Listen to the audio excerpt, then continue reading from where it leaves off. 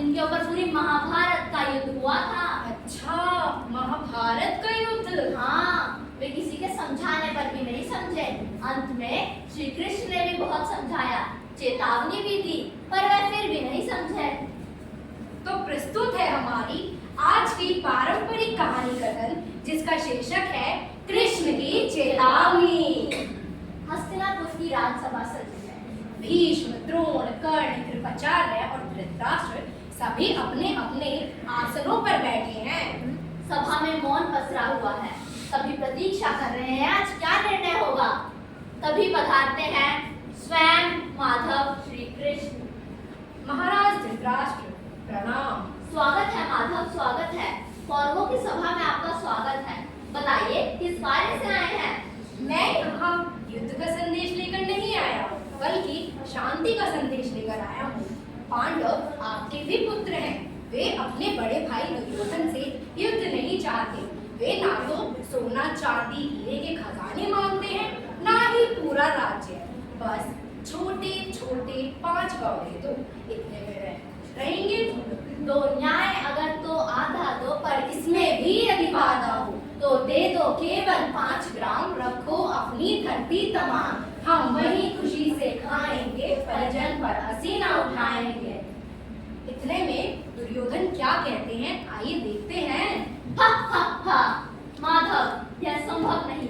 मैं इन पांडवों को एक सुई की नोक जितनी भी भूमि नहीं दूंगा। यह राज्य मेरा है और मेरा ही रहेगा। देखो दुर्योधन, मैं तुम्हें यह समझाने आया हूँ, जब संसार में शांति रहती है तब मैं मुरली बजाता हूँ, लेकिन जैसे ही संसार में अधर्म बढ़ता है तो मेरे हाथ में आता है सुदर्शन चक्र। अभी भी समय है, समझ जाओ। कृष्ण, क्या आप मुझे डराने आए हैं? कौरवों की सेना अपार है। मेरे पास द्रोण है, भीष्म है, कर्ण है। मेरी सेना क्या कांपेगी आपके पांडवों के सामने? कुछ नहीं कर पाएंगे आपके पांडव मेरा। हरि ने भीषण हुंकार किया, अपना स्वरूप विस्तार किया। डगमग डगमग दिग्गज डोले, भगवान कुपित होकर बोले, जंजीर बनाकर साध मुझे। हाँ हाँ दुर्योधन, बांध मुझे। सभा में मौन पसरा हुआ था। सभी भय से कांप उठे। कृष्ण ने अपना विराट रूप धारण कर लिया था, मानो उनके अंदर ब्रह्मांड समा गया हो। तभी श्री कृष्ण कहते हैं, देखो दुर्योधन, मैं तुम्हें दोबारा समझाता हूँ, जो अधर्म का साथ देता है उसका नाश निश्चित है, लेकिन जो धर्म के साथ रहता है वो सदैव सुख पाता है। धर्म धर्म धर्म, इतनी देर से यही शब्द लगा रखा है।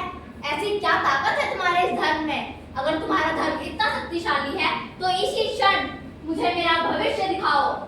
भूलोक अतल पाताल देख, गत और अनागत काल देख। यह देख जगत का अति सृजन, यह देख महाभारत कारण।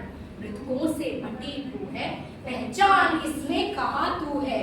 पर वही बात है ना, जब नाश मनुष्य पर छाता है पहले विवेक मर जाता है। इतने में दुर्योधन क्या उत्तर देते हैं, आइए सुने। कृष्ण, कौरवों की सेना अपार है, मुझे किसी चेतावनी की आवश्यकता नहीं। सभा में सब थर थर कांप उठते हैं। देखो दुर्योधन, अभी भी समय है, तुम चाहो तो युद्ध रोक लो, वरना नाश निश्चित है। नहीं नहीं, मुझे युद्ध चाहिए। ठीक है, तो मैं भी अब शांति दूर कर नहीं, बल्कि युद्ध का संदेशा लेकर लौटता हूँ। सभा में सभी राजा थर थर कांप उठे। कृष्ण की वाणी इतनी शक्तिशाली थी कि सब भय से कांप उठे। अंत में कृष्ण बोलते हैं, हित वचन नहीं तूने माना, मैत्री का मूल्य न पहचाना। तो ले मैं भी अब जाता हूँ, अंतिम संकल्प सुनाता हूँ। याचना नहीं अब रण होगा, जीवन जया की मरण होगा। टकराएंगे नक्षत्र निखर, बरसेगी भू पर वह प्रखर। फल शेष नाग का डोलेगा, विकराल काल मुंह खोलेगा। दुर्योधन रण ऐसा होगा, फिर कभी नहीं जैसा होगा। थी सभासन, सब लोग डरे, चुप थे या थे बेहोश। धन्यवाद।